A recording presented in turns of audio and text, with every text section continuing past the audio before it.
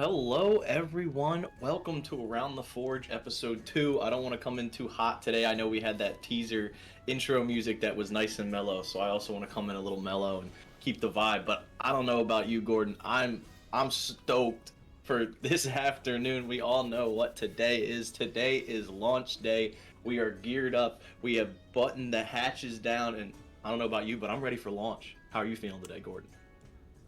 There's something about a World of Warcraft launch, like even if it's the third, fourth, fifth time a lot of us have played this game, it makes you tingly inside. You can't sleep the night before. I was up till like 3 o'clock with a lot of the people in the community just hanging out on Discord. We did a level 1 Hogger raid at 3 in the morning. Cargos, Winky, all the guys were there. We were so bored we could not sleep. Like, just let it be 6 o'clock already, dude. I love how this community isn't just like WoW gamers for clout either. Like, Yeah. no one streamed that. Like, No, literally, literally nobody was live. We were all like, are we all just hanging out right now, or is anyone streaming this? And everyone was like, no, we ain't streaming this. Also, all the viewers will be happy to know that we are sacrificing our sleep schedules to continue doing Absolutely. a morning show for you all because launch is in about 10 hours. So we're going to have to try and sneak in some sleep before then because I don't know about you, but my playtime coming up is going to be a little egregious. So actually, you know what, Gordon? Let's before we get into anything, what is your plan for launch? What is your game time plan for launch? I'm there at the start of launch. I have a hard stop to my plans today. I won't talk about them, but it does involve another human being, and it had to be on the launch day. So I'm there a couple hours before launch, and I really want to actually be invested in what I'm doing, but I know in the back of my mind I'm just going to be thinking about launch. And I'm going to be like, are they actually going to start on time? Is this going to be a Blizzard launch where they go live like 4 hours past prediction? But I do think it'll actually be a pretty smooth launch because they've done it before already. So, and ideally, it's going to be not as many people as the original fresh relaunch. So I'm thinking it's going to be a pretty smooth launch. So I'm going to be at my computer at 6 p.m. EST when it goes live, and I'm probably playing until either I feel scared for myself because I'm so sleep deprived, or I'm like 3 o'clock in the morning probably. I got a grind ahead of me and then wake up and do it all again. Yeah, so basically you are going, tomorrow's morning show is going to be when I go to bed, team. No. We're gonna be hurting for tomorrow's morning show. But speaking of launch, we have a couple predictions that I think we want to get into here. The flow of the show today is going to go predictions, and then we're going to give you some tricks and tips about how to survive day one, right? How to not end up on F's and Chat this weekend. Sure. And then the final part of today's show is going to be our fantasy draft teams. We're going to our teams against each other throughout the next couple weeks and start a nice friendly banter, right, Gordon, about how these teams are going to do. A lot of different picks, and then obviously we have that one bingo slot well, that we'll talk about. Yeah, we'll talk about that later. So predictions for day one, Gordon. What are your predictions for launch? How do you think things are going to go? You hinted at, is it going to be a Blizzard launch? How do you think things are going to go? So I think this is going to be one of their smoothest launches, in my opinion. I think they have too much experience doing the same thing, and it would be a damn shame if it's like their fourth launch and it's just super scuffed. But again, I don't think the servers are going to crash or anything like that. We've already kind of got a hint at our server population on Obsidian Edge on the West Coast PvE. If you guys are still wanting to join, that's where the action's going to happen for NA. And I'm a Night Elf, so my zone is not going to be that crowded. Everyone wants to go to Darkshore, but nobody wants to start in Teldrassil. So I think starting zone's going to be okay, but I hope we don't see any early Fs, but we'll make some predictions about that later. I think for launch, the community is just so much more fragmented than it used to be. It's also just innately smaller, right? Like, this wasn't exactly the best year for World of Warcraft, let's be real. So I think the community is a bit smaller, a bit more close-knit. I think our server is going to be crazy in the beginning, just because it's gonna be the hardcore server. Obsidian Edge is going to be kind of popping off. Yeah. Also, I'm in Dunmurrow because I have to play Gnome, essentially. Sure. I don't trust myself on a Gnome mage without Escape Artist and Int Racial. So I gotta be on Gnome. I'm not sure if I'm literally just gonna play it by ear. I have a couple plans about routing. I could go like 1 through 9 and 1 through 10 in Karanos, and then over to Elwyn, or I could go 1 to 4 in the starting zone and then just book it directly over to Northshire Abbey, do that starting zone, and then go through Elwyn and then go back to Karanos. Sure. It really depends on how quick of a start I get in the starting zone. If I can get to Karanos before anybody else, I'll quest there. It might be a total audible, and you know, especially for people going from a new zone, you definitely have a couple places that you want to avoid. But real quick, early predictions. We'll do a bigger picture prediction and then like a today prediction. Let's start off with a bigger picture. How long until the first 60, and how long until we have enough people to raid in Molten Core? Yeah, so first 60, I mean, people have some pretty ambitious goals. I think there's groups that intend on being 60 by the end of this weekend. Tommy Salami, Tactics, Cargos, Grays, and those are just the streamers that we know about. We don't know which sweaty speedrunner is we don't know which sweaty speedrunner has like the routes on their wall in their basement right now, ready to just like run the field with everybody. So awesome. That's that's the people we don't know are almost the scariest. So I think by Sunday you'll have your first hardcore 60, in my opinion. Maybe that's ambitious, but that's the goal for people. I might even say sooner than that. I might say if launch goes well today, earliest late Friday night or like early Saturday morning. So I'm saying like what is it? You have tonight, and then you have all day Wednesday, Thursday, Friday. So like 3.5 days. I'm gonna say Saturday morning. We might get our Saturday first 60. Morning. Okay. As far as getting ready for the raid though, chat, you might be hearing that and you're like, oh my god, I have to be 60 in 3 days. No, I don't even think we're gonna be in Molten Core for our first poll until, I might even say February. Yeah, I think February is an actually really good estimate. What I is think that, 50 days or so? Early spring, late winter is like probably the earliest I think people are going to be ready, which is actually really encouraging for, I think, me going into the challenge, and probably a lot of players going into the challenge. Yep. Because I think a lot of people are like, oh, well, if we're pulling RAG in 2 weeks, I'm just not going to play. Exactly. Right? Yep. Because I'm not going to be able to keep up. I couldn't get off of work. Blizzard gave us like 2.5 weeks. So, like, I'm working this week. I know a lot of people are. So, being able to kind of feel included, like, that's what this challenge does so well, is it includes everyone. So, you have so much time to get to 60. Like, you can get to 60 in 3 months. You could work 70 hours a week and get to 60 in 3 months. And that was a big thing for me. On fresh launch, I was lucky enough to take off 2 weeks, and in that 2 weeks we had all of the content cleared and we were already essentially raid logging. This time around I didn't want to do that because, you know, I like money, as most people do, as Soda Pop would say, money's tight or whatever. And so I took a couple days off for the launch, but I'm working this weekend. I'm working dinner shifts all throughout the week and next week, and then I wanted to do something for the community, like a show, but I didn't want to feel like that show would take precedence over my ability to level. And I seriously haven't had a single doubt in my mind that, you know what, if by the end of the weekend I'm level 20, level 30, I'm still going to have a huge shot at being part of that main core group, because it's just not a rush. There's so much to do, and there's so much safety precaution and guidelines that everyone has to go through. So I'm seriously in no rush, and I'm just gonna enjoy my time playing again. Yeah, my big sweat's coming through the holidays. I don't think my family's gonna enjoy that too much. I'm gonna be down in my basement the whole time. So I'm excited for that. But on to, actually, I have one more big picture prediction for you. Who hits level 60 first? Who is the world first hardcore 60? You gotta think it's a duo. It's scary because, again, like we mentioned yesterday about the duos and trios and solos, I still think solo... Oh, there's mages, though. But you can't layer hop this time as a mage, and you can't... You can still go fast. You can still go fast. You can still go fast. God, I want to give it up to, like, one of the top 4 boys in the draft, you know. I'm going to say it's going to be Tommy and Tactics. I'm going to give it to them. Now, if one of them accidentally does another... Who has more class quests? What do we have? Is it Rogue Pally is what they're doing, right? Rogue Pally, yeah. I think Rogue has more class quests. I think Pally has one. What do you have as a rogue? You have poisons, and that's it.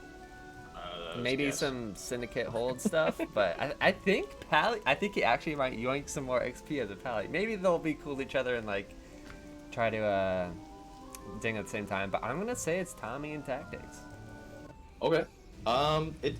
It really depends on who has the craziest play schedule, to be honest. So I have to lean and agree with you just because I know those four are super sweaty Omega gaming.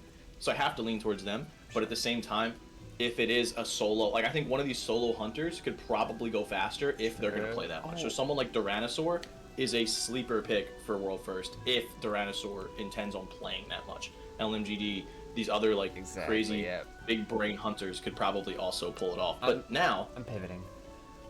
We're pivoting to hunters. I'm pivoting to LMGD only because last night there was talks that Tyrannosaur might be the 5th for that power group as far as their dungeons. So you have Tommy Tactics, Grays, Cargos, and potentially Tyrannosaur because they know he's going to go sweaty as well. That's where they want to do all the dungeons for fantasy points. There might be some downtime where someone's getting dinner or they're taking an hour break and they're going to wait on that 5th when LMGD has committed to no dungeons and just speed leveling. I'm curious how much the bonus dungeon XP increases the XP per hour on dungeons, though. It's very good, and the dungeon quests are insane XP. I'm going to try to do as many personally as I can, feeling safe until maybe Scarlet Mountain 3, then it gets a little weird. But if you, like I said, it's all dependent on if you can get 5 people on the same schedule, or if they have that 5th ringer that they can just pull in quickly. But if not, I'm saying LMGD actually. I'm switching up. Yeah, fair enough. All right. I think one of those big brain hunters could pull it off. I'm not gonna go full hedge and pick one, so I'll keep in the middle. But now, day 1 prediction. Sure. Lowest level death. So is this lowest level death of the fantasy draft or lowest level death that you're gonna see pop up on your screen on day 1? I'll make it quick. We'll do both. Okay. There's going to be a level. God, I want to say someone will get past 3. I'm going to say there's level 4 death, though. And we'll show you some places, chat, where you won't be that level 4 death in just a second. But I'm going to say lowest level we'll see in hardcore is 4. Please get the 4, chat. Somebody don't die at level 2, even though it's happened before. And then fantasy draft, I'm going to say everyone makes it past 10. I'm going to just cross your fingers. Please make it past 10, everyone, in fantasy draft. I'm going to say 12. Someone gets, and we'll go over some spots to avoid, but someone gets hyper spawned on in one of these caves that we're gonna go over. I think one of the fantasy draft players will go down today. I don't know which one it's gonna be. I can't tell you because it's not a personally driven thing. Yeah. It's just the fact that some of these hyper spawns are gonna snipe someone. Someone's gonna take an extra step into a cave, turn around, and 3 Wendigos are gonna be behind them, just like, yo, wrong block, homie, and it's just gonna be bad for them. So I think that one of these fantasy draft streamers is going down tonight, and I agree. I think that one of those first cave quests are going to kill someone in the starting zone, so you're going to see that pop up on your screen, level 3, level 4. Maybe someone wanders in at level 3 because they're just trying to grind some mobs, so they go over where they're like, they go over to the cave. Yep. But those are your first red mobs you're ever going to see, so next thing you know, boom, all right, you're dead. So I think that's how it's going to go. There's the death predictions chat. Make sure to let us know what you think in the chat or in the comments in YouTube as well. Who's going down first? We're not saying any names. We're just guessing levels here, right? Because it's all fun and spirit. But quick ways to not be a part of that day 1 prediction, as we had mentioned here. Chat, if you couldn't see behind me here, don't go to that place. It's in Teldrassil. That is for the Relics of Awakening quest, where you basically go in the Furbog encampments. And this is one of the later quests in the zone. It's going to be around level 8 is when you realistically could go in. If I ever did this quest, I was like level 11 when I did this quest. These mobs, I try to make them green because it's just so many mobs densely packed into. There's like 3 different cave corridors that all wind together. There's probably 60 mobs inside that cave that you can kill. And if this is a hyper spawn spot, oh my god, every corner you turn there's a furbog, and it's just aggro city, chain city pull. I'm not going near this quest. I'm killing those mobs outside because there's a quest to kill 6 ambushers outside, and I'm dipping. That's the scariest quest as Night Elf not going there at all. Yeah, these are going to be some zones to avoid in the starting zone, so you don't end up on F's in chat day one. Our goal through this is kind of to keep up with your leveling pace. So as the mob is leveling through certain areas, we're going to give you some tips on how to not die. Also, it's worth noting, 1 to 20, if you do it correctly, if you really safely route your questing, you can have green mobs all the way to 22, 23. Yeah. And then do dead mines. So in theory, if you play safe enough and avoid some of these zones too early, you should be all right. But that is the zone in Teldrassil that Gordon is telling you about. I, on the other hand, have actually leveled some humans and some gnomes, Sure. So I'll be able to tell you about some of the other zones here. Head over to Dunmoreau now, and we got a little pictures, guys, because this is how we roll here. We got so this is the top of the hill of Frostmane Hold. This actually isn't the part you have to go for the quest, but when you look up Frostmane Hold, this is what pops up. This is the Shimmerweed part of the quest. I like to skip this. I don't enjoy this, especially if you are at level. I don't enjoy doing this quest. These spawns can be ridiculous, especially in that cave.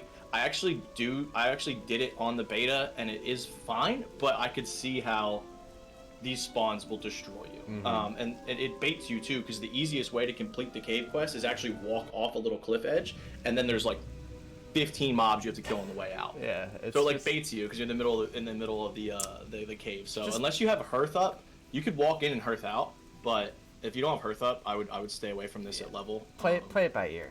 It's Speaking of another area in Dunmoreau Caranos that you want to avoid or at least have caution around, because you're gonna want to do this quest, but this is the Wendigo cave. I know there's a million different ways to say the word Wendigo. I'm going with Wendigo, so deal with it. You can just chill outside this cave and kill Wendigos. You don't have to go inside. There's gonna be enough respawns. It might take you a while. We literally saw in F's in chat, someone took like 10 steps into this cave, turned around, and there was 3 behind him ready to go. Just ready. And also, that's a good player too. That was Alithran that happened to. So not a first-time hardcore gamer. Someone with like deep runs died in this cave just because they took extra step in. So I think you just gotta stay cautious on the outside of this cave. Don't wander in too far, especially on fresh when these things are gonna be spawning like hotcakes. And this, if I'm correct, is just west of Caranos, right? Yep, this is like the first cave. This is like the first quest that you're gonna And it's a big cave. Like you can get lost in there. Yeah. So for sure. Be careful. And again, like we're gonna have layering in the game probably, chat, but as hardcore community we can't access it obviously because we can't group and switch layers. So ideally you're on a decent layer and there is that dynamic respawn, but if you're doing these quests going into caves early on, just have your head on a swivel. Know where you're at. Try to be as far zoomed out as you can, unless you're me and you're playing first person for some reason. But just be safe. There's enough mobs normally outside of these caves that you can farm. You can weave it into other quests, maybe kill a couple, come back and finish that quest a little bit later. But we're gonna head over to Elwyn Forest here, and we're gonna start off with the Fargo Deep Mines here. I love leveling in Elwyn. I wish I could play Human Mage, but I just can't bring myself to do it. So this mine, I know you might be seeing this and you might be like, oh, I do this quest all the time. I'm not specifically talking about the first quest of Fargo Deep Mine, where you get the candles and the gold. Yep. I'm talking about Goldtooth specifically, when you have to go to the back of this mine. If it is somehow cleared out by the time you can get there, maybe go for it, but this is a spawn, this is a mob that's going to have to respawn on launch. Yep. There's going to be 100 mobs behind you. I would just skip Goldtooth altogether. You have bonus quest XP, do some of these easier quests in each starting zone, and just skip this one altogether, in my opinion, because it's just going to be ridiculous. Speaking of other named mobs that you're going to have to avoid, Princess. In the beginning, in Elwyn Forest, she's got a little posse with her too, and you might walk up. I've seen a lot of warriors get real aggressive. And be like, I can kill these 3 boars, whatever, and then they're just instantly dead. So this will cause a death. We will see a princess death clip on day 1, no doubt, 100%. Also, do I think it will be a fantasy draft? I don't think so, but someone will die to princess on day 1 for sure. Good job noticing and saying princess when I have it marked belly grub for some reason, but that's I'm a genius. Yeah, you're on top of it today. I was accidentally testing you. You were testing me. I read it and I was like, belly grubs and redwoods, right? You're right. Speaking of though, I'm pretty sure you can fence glitch this mob. There's a couple fences around the pasture. So especially as a range character, you're gonna want to probably kill the smaller boars first, I would think, and then you could simply keep hopping over a fence. and it makes Princess do a really long route, and you just kill her from range. So it's pretty easy to cheese. Melee, maybe you wait until you're a couple levels higher so you can get those guaranteed hits and you don't get parried and whatnot. But speaking of getting hit a whole bunch and getting parried and getting run down. Yeah, welcome to the Murloc Camp in, I'm assuming, what is that, Western Elwyn? I don't know. Eastern Elwyn, I believe. The Eastern logging camp? Is this one? Okay, well, that would make sense because Westfall would be west of Elwyn. Oh my god, Blizzard's so smart! I just realized that. Westfall They did know what they were doing. Westfall's to the west. Oh. Anyway, Eastern Elwyn, and Eastvale Logging Camp. Good lord. You'd think it'd be really obvious. These Murlocs are absolutely just terrors. I've always done this on my routing. Like, I've always added this just because I feel confident managing this camp, but I may very well skip it on Road to Rag. I always do the spicy starting zone quest just because I feel comfortable, especially in the human starting zone. But on fresh with these Murlocs, I would proceed with extreme caution moving forward with these guys, because next thing you know, you're just gonna hear. It's so easy to pull the entire hut. There's normally like 2 or 3 to a hut. There's a lot of stragglers on the coast that you can kill, but the big issue here is you have to get to a lot of the dead body corpses to turn in the quests.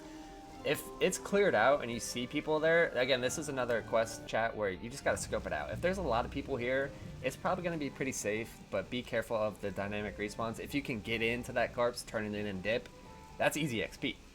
But if you have to clear it, especially as a melee early on, and you get into the huts, it's a little scary. Luckily, it is early on. If you end up getting an F here, you can reset and maybe you're half an hour behind, maybe 45 minutes setback, but just play it by ear, be safe. It's not worth dying to a Murloc. We did get confirmation that the loggers at the camp, the Eastville Logging Camp, will fight for you if you can get the Murlocs there. So, I mean, I have never tested that. I don't think I would be comfortable going for that kite strategy on launch without ever trying it. But, who knows? Maybe that's a decent strategy. Sure. So, those are a couple of the spots to just be careful of. I'm definitely, you're not going to catch me in this furball encampment. But the others, just play it by ear. If you're experienced with it, go for it. But always have that head on a swivel, not just in the starting zone dynamic respawns, but I'm pretty sure there might be in some of the second, third zones. There's going to be some hotspots that might have dynamic respawns as well. Just be safe, chat. We don't want to be talking about Paladin. Or play Paladin, yeah. Because you have your whole kit at level 8, you're just OP. Yeah. Our goal is to not talk about you tomorrow, chat. Don't let us down, okay? But speaking of people who might let some people down, we're going to go over our fantasy teams that we had picked, which we had mentioned yesterday. So, yesterday, we were all about hyping you up yesterday and talking about everyone. Now we're actually going to put some money where our mouth is and talk about our draft teams here. Gordon, this is going to be spicy. I'm taking a quick look at your team, and it is almost the complete opposite of my team. So we're going to have a good time.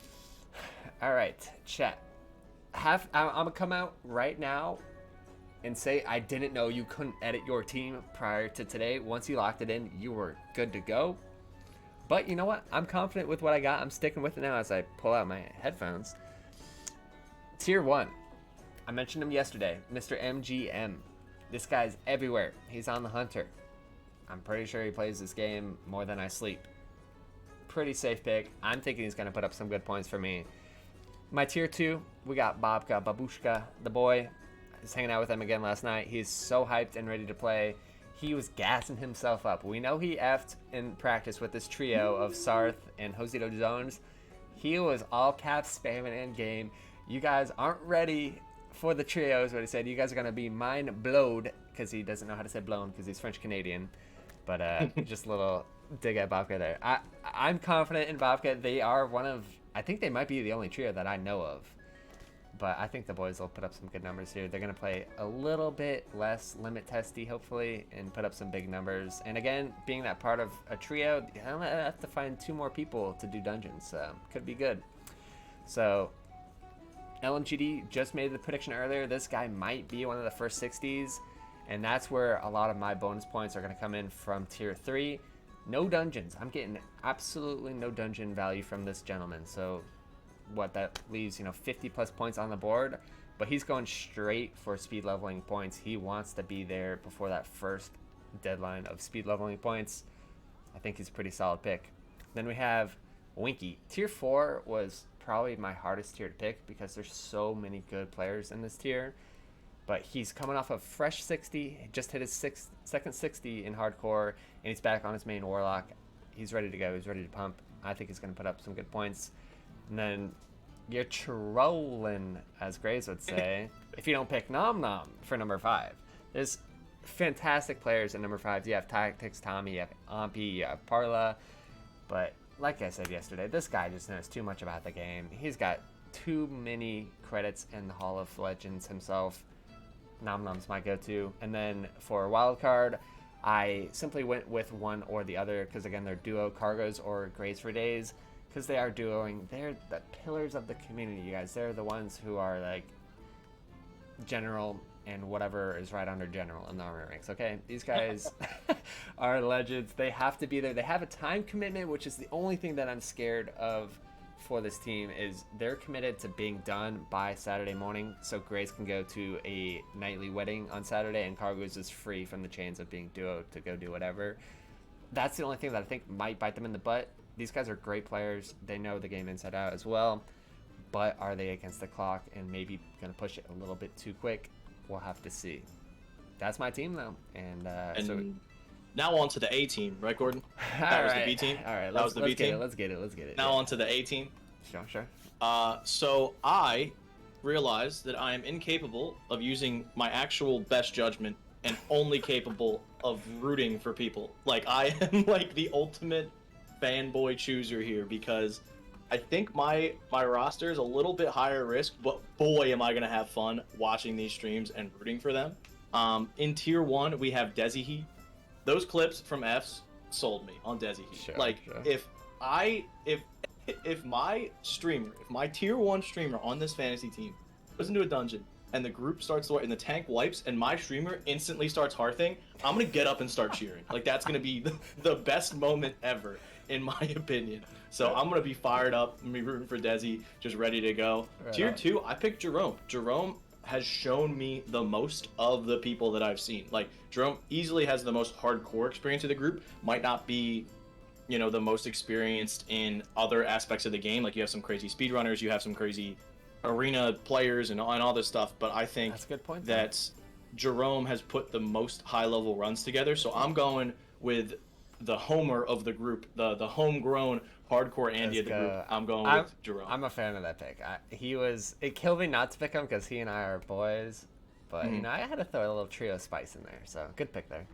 Yeah, I do think you can get not baited, but there's a lot of good picks in that area where they're really good at a lot of things. So tier 3, this is probably where you'll look at my lineup and be like, whoa, you're taking a risk here, but I think Crix at worst, I'm going to have a lot of fun watching Crix nonstop on launch. Like, I'm going to have the most amount of fun of anyone because I get to watch Crix's stream all day for him.